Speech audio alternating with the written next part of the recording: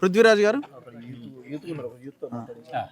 ఎవరు యూత్ ఎవరు చెప్పండి బ్రదర్, మీరేం చేస్తున్నారు? నమస్తే సార్, నేను ద్రావిడ యూనివర్సిటీ కుప్పంలో పిహెచ్డి చేస్తున్నాను సార్. నేను ఇంటర్ క్యాస్ట్ మ్యారేజ్ చేసుకుని ఖమ్మంలో రెంటుకుంటున్న తరుణంలో ఈ పార్టీ ఒక కళాకారుడి ద్వారా పరిచయం కావటం, అతను తీసుకొచ్చి నన్ను ఇక్కడ పెడతాం. పార్టీ వెంటనే నా యొక్క పరిస్థితులు చూసి రెంటు కట్టలేకున్నటువంటి సిచ్యువేషన్ చూసి ఒక 100 గజాల జాగా వచ్చినప్పుడు తీసుకుందు కానీ తాత్కాలికంగా ఎవరో ఒక ఇంట్లో ఉండు అని ఇక్కడ పెట్టింది. గత 7 సంవత్సరాలుగా ఇక్కడే ఉంటున్నాను సార్. 7 ఏళ్ళు కూడా ఇదే పరిస్థితులు. 10 రోజులు లైట్ వెలిగిందంటే నెల రోజులు బంద్.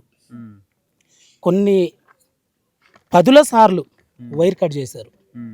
ఎంత దారుణమైనటువంటి విషయం అంటే ఆ వైర్ కట్ చేసినప్పుడు ఇక్కడ అందరం మనిషికి 200 300 ఎంత పడుతుందో అందరం వేసుకోవాలి. అలా ప్రతి నెలలో 3-4 సార్లు ఇలా కట్ చేయటం వల్ల దగ్గర లక్షల రూపాయలు కరెంటు వైర్కే పెట్టాల్సి వచ్చింది. మీరు చూస్తున్నప్పుడు ఇక్కడ కొన్ని ఫోల్స్ కనిపిస్తున్నాయి సార్. ఇవన్నీ కూడా ఇక్కడున్న ప్రజలు సొంత ఖర్చులతో వేసుకొని పెట్టుకున్నాయి. చూస్తానికి కరెంట్ ఫోల్స్ ఉన్నాయి కానీ దానికి మాత్రం వెళ్తూరు లేదు. తర్వాత చిన్న పిల్లలు ఉన్నారు సార్. నాకు 3 సంవత్సరాల బాబు. ప్రతిరోజు ఆవిరి మిషన్ పెట్టుకోవాలి. ఆవిరి మిషన్ పెట్టుకోవాలంటే కరెంట్ లేదు. ఎక్కడికి వెళ్ళాలి అని అంటే ఖమ్మం వెళ్ళి ఎక్కడో అక్కడ ఎవరో ఒకరిని తెలిసిన వాళ్ళు బతిలాడి అక్కడ ఆవిరి మిషన్ పెట్టుకొని రావాలి. రోజులో నాకు తెలిసి చిన్నపిల్లలు ఉన్న వాళ్ళకి తెలుస్తుంది సార్, రోజులో 4-5 సార్లు ఆవిరి మిషన్ పెట్టుకోవాల్సి ఉంటుంది. అట్లా పెట్టినప్పుడల్లా ఎవరినో ఒకరిని బతిలాడితే ఒక 50 రూపాయలు ఇచ్చి పెట్టుకొని వస్తాం. చాలా దారిద్రమైనటువంటి జీవితం అనిపిస్తున్నాం సార్ ఇక్కడ. ఇప్పుడు మీరు వస్తున్న తరుణంలో మీరు ఆ గొట్టెక్కుతున్నప్పుడు మీరు ఇప్పుడే వచ్చారు కాబట్టి మీకు తెలిసి ఉంటుంది ఎంత రాళ్ళలో ఎంతమంది కింద పడి. మా బాబుకు డెంగ్యూ కూడా వచ్చింది సార్ ఇక్కడే. డెంగ్యూ వస్తే గవర్నమెంట్ అధికారులు ఫోన్ చేసి మీరు ఎక్కడ ఉంటారు ఏంటని అంటే నేను ఇక్కడ పలానా ఇక్కడ అడ్రస్ చెప్పాను. చెప్తే మీకు అన్ని స్పెషాలిటీస్, ఆ బ్లీచింగ్ పౌడర్ కావాల్సినటువంటి మందు కొట్టిస్తాం, ఆ దోమ మందు చావడానికి అన్ని కొట్టిస్తాం. ఉత్తదే వాళ్ళు రికార్డెడ్గా ఉండటం కోసం మాట్లాడాలి కాబట్టి ఆరోగ్య శాఖ నుంచి మాట్లాడటం తప్ప చేసింది ఏమీ లేదు. ఇలా ఉండటమే తప్ప సార్ మా బతుకులు ఎక్కడా మారిందే లేదు. మీరు మీ పిల్లలు చదువుకోవడానికి ఎట్లా ఈ వ్యవస్థ ఎట్లా నడుస్తున్నది? ప్రస్తుతానికి అయితే సార్ ఇక్కడ చుట్టూ ఉన్నటువంటి ఖమ్మంలో పట్టణ పేదలు, ఇక్కడ ఉన్న వాళ్ళందరూ కూడా పట్టణ పేదలు సార్. ఊడ్చే దగ్గర నుంచి ఎత్తే వరకు కూడా అన్ని పనులు చేసేవాళ్ళు మేమే. నేను కూడా సార్ SRN బిజినర్ కాలేజ్లో తాత్కాలిక ఫ్యాకల్టీగా పనిచేస్తున్నాను. రోజుకు ఒక గంట క్లాసు 390 వస్తాయి సార్. అది చూసుకుంటూ మళ్ళీ కాంపిటేటివ్ ప్రిపేర్ అవుతున్నాం. ఇలా ఇదే సార్ ఫ్యామిలీని పోషించుకున్నాం. ఇక కష్టం సార్, ఇక ఇక్కడ ఇంటికాడ కష్టం. పొద్దుగూకులు లైబ్రరీలో కూర్చోవడం, ఇక్కడికి వస్తే కష్టం. ఇదే సార్. చిన్నపిల్లలు కూడా విద్యలో నిజంగా ఈ దళితులని తొక్కివేయాలంటే ఇప్పుడు గవర్నమెంట్ ప్రాసెసర్ కూడా వీళ్ళంతా గవర్నమెంట్ స్కూల్లో చదువుతున్నారు. ఇక్కడ ఉన్న పిల్లలు వీళ్ళు జెమ్స్ సార్. ఎంత కష్టపడి చదువుతారంటే పిల్లలు ఇప్పటికిప్పుడు అడిగినా కూడా చెప్పింది చెప్పగలిగినటువంటి స్థాయి ఉన్నటువంటి పిల్లలు ఇక్కడ నైట్ చదవలేక స్కూల్లోకి వెళ్తున్నాం, టీచర్లు వీళ్ళని మొద్దులని తిడుతున్నారు. ఇక్కడికి వస్తున్నాం చదవటానికి సోర్స్ లేవు. కాబట్టి ఇలాంటి ఒక చిన్న సోలార్ పెట్టుకొని 1500 పెడితే ఒక చిన్న 3 లైట్లు వస్తున్నాయి సార్. 1 గంటే వస్తుంది అది లైటింగ్. అది తినడానికి వండుకోవడానికి సరిపోయింది సార్. ఇక పిల్లలు చదవటం అనేది చాలా కష్టం సార్ ఇక్కడ మళ్ళీ మా సంపాదనతో మేము ఇంటికింత అని డబ్బులు వేసుకొని కరెంటు గురించి ట్యాంకర్లతో నీళ్లు నడుపుకుంటాం. మేము ట్యాంకర్లతో నీళ్లు నడుపుకోవాలంటే డీజిల్ కావాలి. డీజిల్ లేకుండా ట్యాంకర్ నడవదు. ఒక మనిషిని డ్రైవర్ని పెట్టాలంటే ఆయన కూలీ ఇవ్వాలి. ఇకపోతే ఆయన ఎట్ట బతకలేత్తడానికి కూలీ మనిషిని పెట్టి ట్యాంకర్లు నడుపుతాం. ఆ డబ్బులు ఇట్లా తీగలకు తల ఇన్నేసుకొని డ్రైవర్కి, మోటార్కి, అన్నిటికీ, జనరేటర్కి కరెంటు నీళ్ళు ఇబ్బంది పడుతున్నామని ఇంటికి ఎంత వేసుకుంటే మీరు ఆడుంది భూములు అమ్ముకుంటున్నారు, లక్షలకు అమ్ముకుంటున్నారు. మీ పెద్దోళ్ళు మిమ్మల్ని మాయ చేస్తున్నారని మా మేనకి వాళ్ళు కబ్జా చేసేది వాళ్ళు అమ్ముతున్నారని ఇక్కడ ఉన్న వాళ్ళని ఇబ్బందులు పెట్టడం. మీరు ఎందుకు ఉంటున్నారు, మిమ్మల్ని మోసం చేశారు, మోసపోయింది మేము కాదు మీరే మోసపోతారంటే ఒక SI అన్నడుగా ఈ షెడ్లు బాతే రోజు మీరు గవర్నమెంట్ ఇచ్చిందా మీకంటే గవర్నమెంట్ ఇలా భూదాన చట్టం ఇచ్చిందంటే గవర్నమెంట్ భూదాన భూమిని గవర్నమెంట్కి ఇచ్చారు. గవర్నమెంట్ వాళ్ళు ఇస్తే మీరు తీసుకోవాలి. మీరు ఎందుకు వచ్చారు, మిమ్మల్ని ఎవరు ఉండవన్నారు, మీ వెనకాల ఉన్నది ఎవరు, మీరు ఎన్ని లక్షలు కట్టారంటే రూపాయి కూడా కట్టలేదు. మా అవసరాల కోసం మీ గవర్నమెంట్ ఎన్ని సౌకర్యాలు పెడితే మేము ఎందుకు కట్టుకుంటాం, డబ్బులు కట్టుకోము.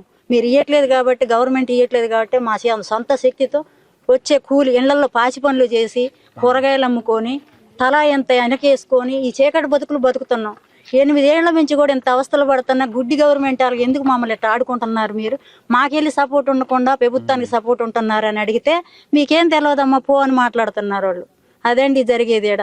ఈ అవస్థల్లో మంచిగా కావని మేము ఎన్నిసార్లు కూడా కొంగిలేటి సీన్ కాడికి 4 సార్లు ఎక్కడ మీటింగ్ పెడితే అక్కడికి పోతే మీరు ఆడ గుడిసెలు వేసుకుంటే ఆడ కరెంట్ ఇస్తాం, ఆ గుడిసెలు వేసుకున్న వాళ్ళు కానీ మాట్లాడుతుండే. అదే కొంగిలేటి సీన్ అన్నలు అందరం కలిసి పోయినాం. మేము వైరాలో పెడితే పోయినాం, కొత్తగూడెంలో పెడితే పోయినాం, ముదికొండ నేలకొండ పెళ్లిలో పెడితే పోయినాం. వాళ్ళని కలిసి మాట్లాడి మేము రాసి పత్రాలు ఇస్తుంటే తీసుకుంటున్నారు. పక్కే చూద్దాం చేద్దాం పోద్దాం ఇదే 3 మాటలు చెప్తున్నారు. ఎవరు వచ్చి మాకేం చేయట్లేదు.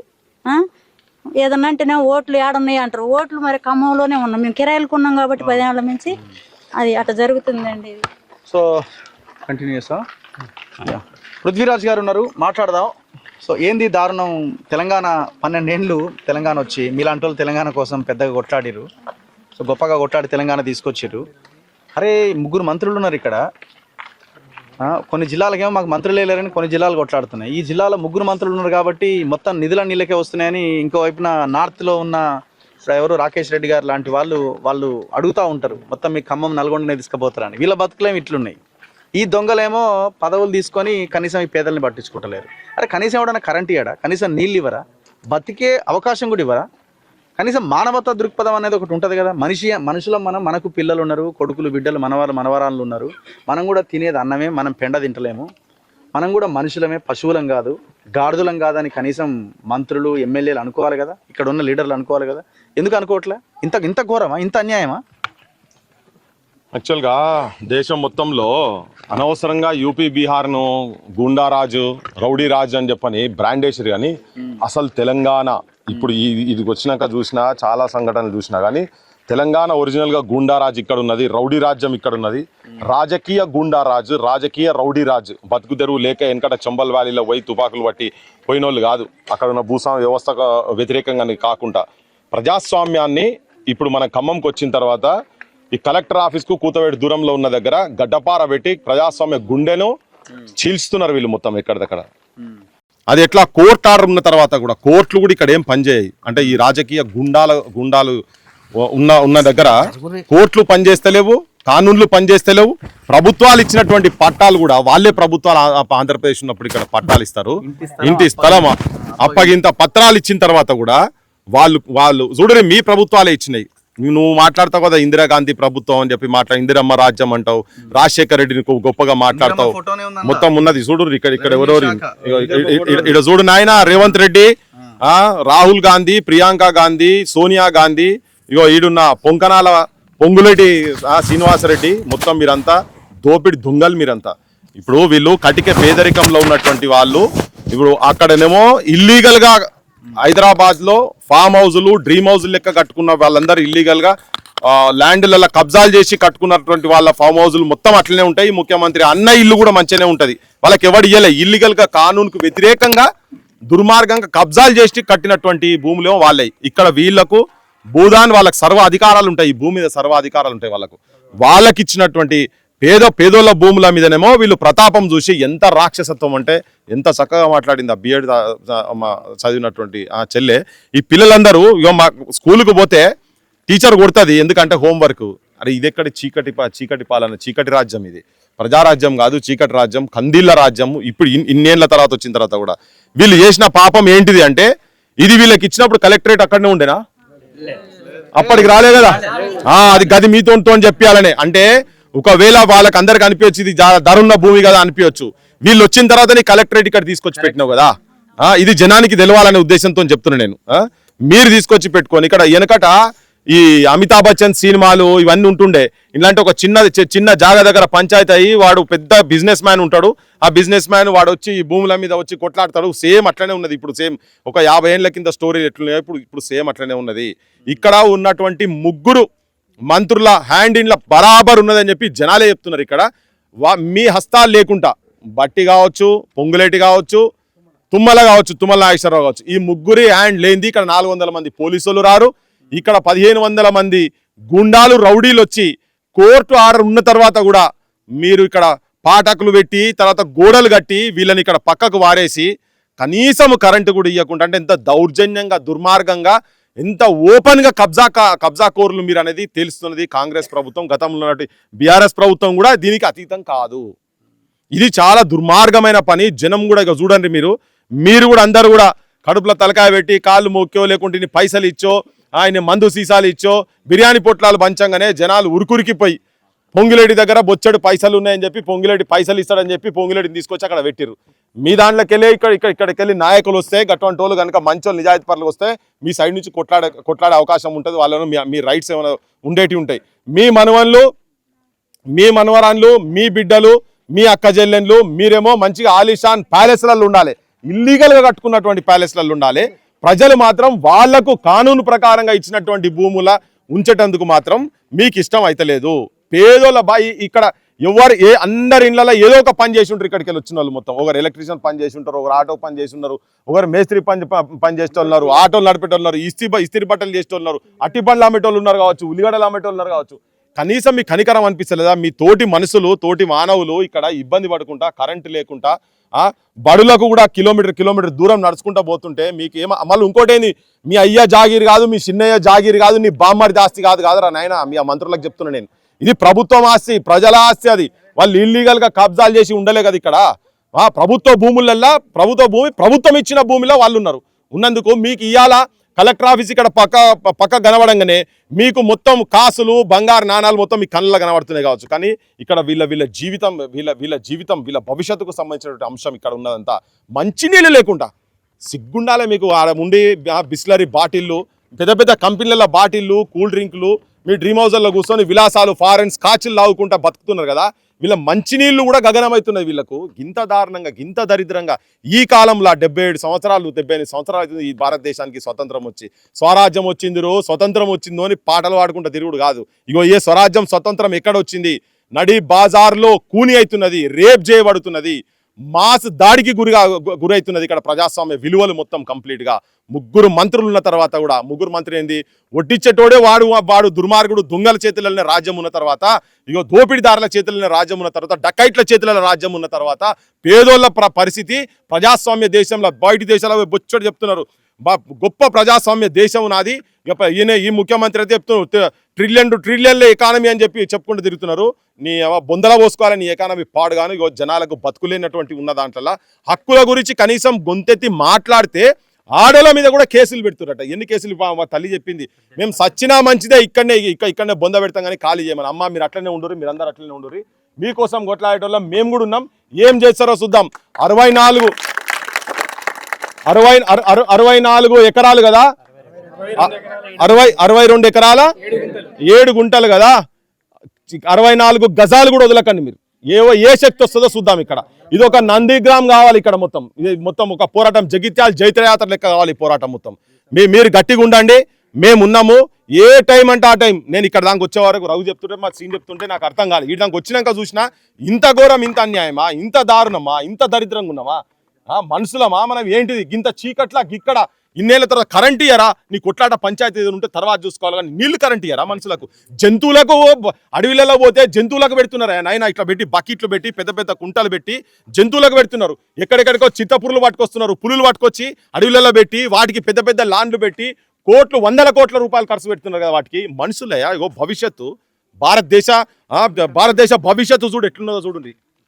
దుర్మార్గం నా కొడుకులు మీరెక్కడ మనుషులు రా నాయన. మీరు చీ నక్కలు, కుక్కలు, పందులు అసహించుకుంటుంది. మీ అసలు మనస్తత్వం ఉన్నటువంటి వాళ్ళని మాత్రం అసహించుకుంటుంది. ఆఫ్టర్ ఆల్ ఒక 64 ఎకరాల భూమిని గింత పెద్ద తెలంగాణ దేశంలో, తెలంగాణ ప్రాంతంలో, ఈ దేశంలో ఉన్నటువంటి ఇంత పెద్ద రాజ్యంలో ఒక 64 ఎకరాల కాడికి వస్తే పొద్దున్న లేస్తే గడియ గండమంట. ఏ సందులకెళ్ళి ఏ గుండాగాడు వస్తాడో, ఎవడొచ్చి ఎవరిని చంపిపోతాడో, ఎవరిని తీసుకుపోయి దొంగ కేసులు పెడతారో అనేటట్టుగా బిక్కుమని చెప్పని ఘోరంగా బతుకుతున్నారు. అడవిలో జంతువులన్న స్వేచ్ఛగా ఉన్నాయి కానీ ఖమ్మంలో కలెక్టర్ ఆఫీస్ పక్కకు, అరే మీరు అధికారులు కూడా మీకన్నా కొద్దిగా సోయి ఉండాలి. గింతగానం బానిసత్వం చేయాల్సిన అవసరం లేదు. ఆ పాప మాట్లాడుకుంటూ చెప్పింది, మాకు ఇన్స్పిరేషన్ లెక్క గిట్లా గ్రూప్ 1 సివిల్స్ రాస్తే మాకు ఇన్స్పిరేషన్ లెక్క ఉండాలనుకున్నాం కానీ గిట్లుంటుందని చెప్పి మేమైతే అనుకోలేము, మాకు ఇది ఒక షాక్ అని. మీ అసొంటోళ్ళని చూసి సిగ్గుపడి భవిష్యత్ తరాలు అటువంటి కోర్సులు కూడా చేయకుండా ఉండేటువంటి ఆలోచనలకు పోయేటువంటి దుస్థితిలోకి తీసుకుపోతున్నారు కదా.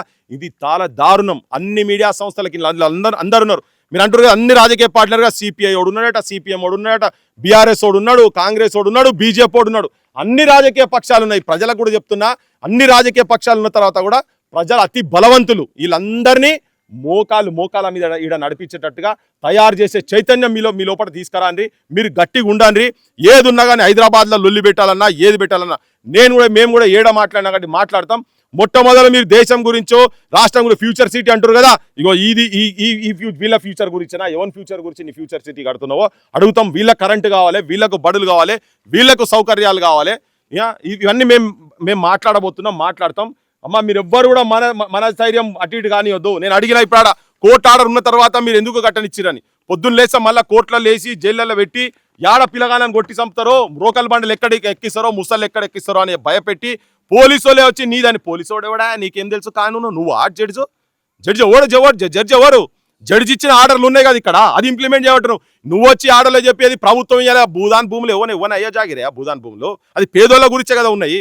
అందుకే ఈ పోలీసు రాజ్యము, ఈ ప్రజాపాలన గిరాపాలన చెప్తున్నారు కదా, మీదంతా ఒకటి బక్వాసు ఫాల్తూ పాలన, మీది థర్డ్ క్లాస్ పాలన, మీదో గుండా పాలన, రౌడీల పాలన మీది. కనుక ప్రజలు మీరు గట్టిగా ఉండండి.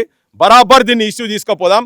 మీరు ఈ పిల్లలను ముంగడ పెడదాం. ఇవి రేపు తెలంగాణ సమాజం మొత్తం చూస్తుంది. మనిషి అనేటోడు ఎవడైనా కానీ ఇటువంటి పోరాటాలకు సంఘీభావంగా ఉండాల్సిన అవసరం ఉన్నది. అన్ని రాజకీయ పార్టీలకు ప్రజలకు కూడా చెప్పదలుచుకున్నా, అన్ని సమస్యలతో పాటు ఈ టైంలో కూడా చెప్పదలుచుకున్నా, మీ ఓటు అమ్ముకుంటే జనం ఇట్లా ఇబ్బంది పడతారు.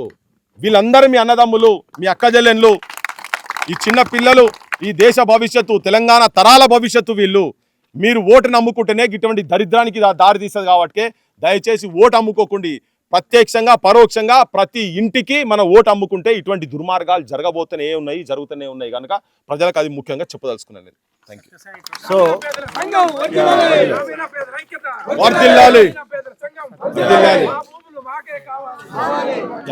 చివరగా ఒక్కసారి ఈ పత్రం మీద ఇక్కడ ఇందిరాగాంధీ బొమ్మ ఉన్నది.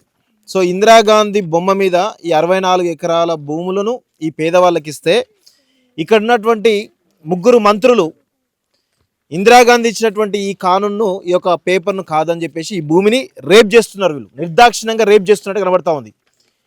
ఇది సోనియా గాంధీ, ప్రియాంక గాంధీ, అదేవిధంగా ఇందిరాగాంధీ సిగ్గుపడే విధంగా రేవంత్ రెడ్డి పాలన చేస్తున్నట్టు కనబడతా ఉంది. ఈరోజు ఇక్కడ క్లియర్గా చెప్పేది ఏంటంటే ప్రాథమిక హక్కులు ఉల్లంఘించబడుతున్నాయి. ఖమ్మంకు కూతవేటు దూరంలో ఎక్కడో ఆదివాసీ గ్రామాలు కావు, ఏదో అడవుల్లో ఉన్నటువంటి గ్రామాలు కావు. ఇక్కడ ఖమ్మంకి కూతవేటు దూరంలో పక్కనే కలెక్టర్ ఆఫీస్ ఉండగా కూడా ఈరోజు ఇక్కడ ఉన్నటువంటి దాదాపు 700-800 కుటుంబాలు కరెంటు లేక, నీళ్లు లేక, అనేకమైన తిండి లేక ఇబ్బంది పడుతుంటే, ఇక్కడ ఉన్నటువంటి పాలకులు ఎవరైతే ఉన్నారో 3, తుమ్మల నాగేశ్వరరావు కానీ, లేదంటే బట్టి విక్రమార్క కానీ, పొంగులేటి శ్రీనివాసరెడ్డి కానీ, మీరు 3 కూడా సిగ్గుపడాలి. మీరు సిగ్గుపడాల్సినటువంటి పరిస్థితి ఇక్కడ కనబడతా ఉంది. నిజంగా ఖమ్మంకు పట్టినటువంటి చీడ పురుగులు మీరంతా కూడా. మీరు మంత్రులుగా ఉండి చేతగని దద్దమ్మల్లాగా ఈరోజు చీడ పురుగుల్లాగా దరిద్రంగా ఖమ్మంలో ఉన్నారు కదా. వీళ్ళంతా ఖమ్మం నడిబొడ్డున ఉన్నారు కదా. నడిబొడ్డున ఇంత పెద్ద ఎత్తున కరెంటు లేదు, వాటర్ లేక ఇబ్బంది పడుతున్నారు కదా. చిన్న పిల్లలు, ఎంత చిన్న పిల్లలు కూడా ఇబ్బంది పడుతున్నారు కదా. వాళ్ళ చదువుకోలేక ఇబ్బంది పడుతున్నారు కదా ఇంతమంది. కనీసం కొంచెం కూడా మీకు మానవత్వం లేదు. మృగాల్లాగా, కనీసం అడవుల్లో ఉన్నటువంటి మృగాలు కూడా కొంత నయం అనిపిస్తుంది మీకంటే కూడా. 3 మంత్రులు ఉండి ఖమ్మం జిల్లాలో నడిబొడ్డున 1000 కుటుంబాలు ఆగమవుతుంటే ఏం చేస్తున్నట్టు నాకు అర్థం కాదు. ప్రాథమిక హక్కులు ఉల్లంఘించబడుతున్నాయి. దయచేసి ఇది ఏదో ఖమ్మం సమస్య కాదు, ఇది రాష్ట్ర సమస్య. రాష్ట్రంలో ఉన్నటువంటి హక్కులు ఉల్లంఘించబడుతున్నాయి ప్రధాన నిదర్శనం ఇదే. ఎందుకంటే ప్రతి మనిషి బతికుండాల్సిన పుట్టిన ప్రతి మనిషి కూడా కావాల్సినటువంటి తిండి, బట్ట, గూడు ఉండాలి. కానీ ఆ 3 ఇక్కడ ఉల్లంఘించబడుతున్నాయి. ఇది రాజ్యాంగానికి తూట్లు పడుతున్నారు ఇక్కడ. సో దీన్ని ఖచ్చితంగా మీకు అండగా మేము ఉంటాం. మాకు ఇప్పటిదాకా సమస్య తెలియదు, ఖచ్చితంగా ఇప్పుడు తెలిసింది కాబట్టి మీరు ఎప్పుడు ఏ కార్యక్రమం పెట్టినా ఏది పెట్టినా మీకోసం ఖచ్చితంగా మేము వచ్చి మీ ఎంట ఉంటాం. ఈ సమస్యను ఖమ్మం కాదు రాష్ట్ర సమస్యగా ఖచ్చితంగా తీసుకుపోయేటువంటి బాధ్యత మేము తీసుకుంటాం. Thank you very much. ఒక నినాదాలు ఇద్దాం. మేం చదువు గట్టిగా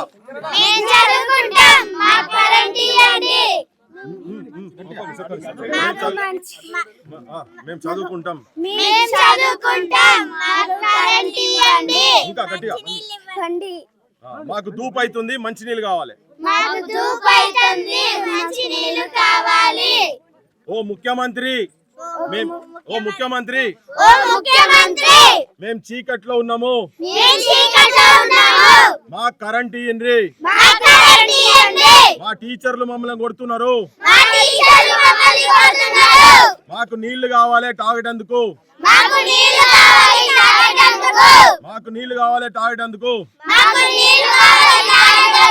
ఎవరిని అడుగుతున్నారు ఎవరైనా ముఖ్యమంత్రి ఏం అడుగుతున్నారు రేవంత్ రెడ్డిని నీళ్ళు ఇంకా ఇయ్యాలే కదా ఇయ్యాలే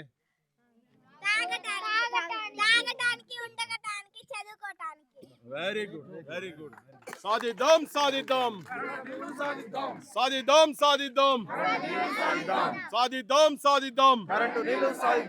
భూదాన్ భూములు సాధిద్దాం డౌన్ పొంగులేటి తుమ్మల సిగ్గు పొంగులేటి సిగ్గు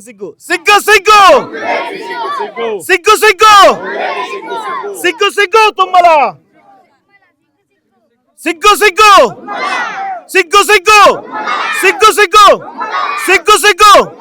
డిప్యూటీ సీఎం సిగ్గు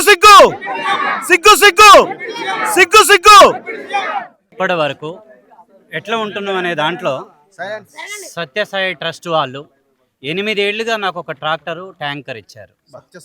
సత్యసాయి ట్రస్ట్ వాళ్ళు అట్లనే ఇంకొక అంటే క్రిస్టియన్ వాళ్ళు కూడా బోర్లు వేయించారు. ఇట్లా కొంచెం స్వచ్ఛంద సంస్థల వాళ్ళ యొక్క బోర్లు ఈ ట్యాంకర్ల వీళ్ళ సహాయంతో కొంత ఇదంతా జరుగుతున్నది. తర్వాత సోలార్ కోసం ఇక్కడ డబ్బులు వసూలు చేసుకొని 2 సోలార్లు పెట్టుకొని ఓన్లీ సోలార్తోనే నీటి ఇప్పుడు సౌకర్యం కల్పించుకుంటున్నారు. కాబట్టి ఇప్పుడు మేము మీకు ఒక సెట్ ఆర్డర్లు ఇస్తున్నాము. ఇది నాట్ టు ఇంటర్ఫేర్ ఫస్ట్ ఇచ్చిన ఆర్డరు. తర్వాత సార్ రెండోసారి వచ్చిన ఆర్డర్ కూడా ఇది నాట్ టు ఇంటర్ఫేర్. ఇది మీకు ఈ సెట్ ఇస్తాము.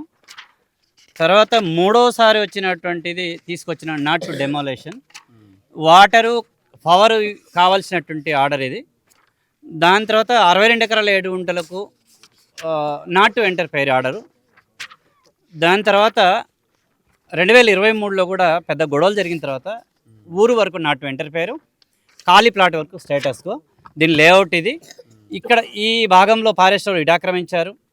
ఇది స్కూల్ ఇక్కడ మా భూమిలో ఉంది, పర్వాలేదు అనుకున్నాం ఎవరి పిల్లలైనా. వాటర్ ట్యాంక్ ఇక్కడ పక్కన ఉంది, మీరు చూశారు. ఎవరికైనా మాకైనా ఉపయోగపడుతుందని ఇట్లా పైప్ లైన్ కింద పోయింది. ఇది లేఅవుట్ ఇది. కాబట్టి ఇది దీంతో పాటు ఈ ప్రొసీడింగ్స్ భూదాన్ బోర్డు వాళ్ళు ఇచ్చినటువంటి 2014 ఉమ్మడి రాష్ట్రంలోనే ఆల్రెడీ ఈ ప్రొసీడింగ్స్ ఇచ్చారు సార్ ఇవి. దీని ఆధారంగా ఇది గొడవల తర్వాత 2023 జూలై 15 తర్వాత 16వ తారీఖు నాడు తహసీల్దారు శైలజ మేడం ఆల్రెడీ ఈ భూమి 62 ఎకరాలు నిజమే కానీ సర్వే చేసి అద్దులు తేల్చవలసి ఉన్నది అని చెప్తున్నారు. ఎన్ని దశాబ్దాలు పట్టాలని మా ప్రశ్న. కాబట్టి ఇది అయితే మీకు ఇస్తాం. అవసరమైతే 10 సార్లు అయినా వస్తాం మేము. ఓకే సార్, సంతోషం. అది మీ దగ్గర పెట్టండి.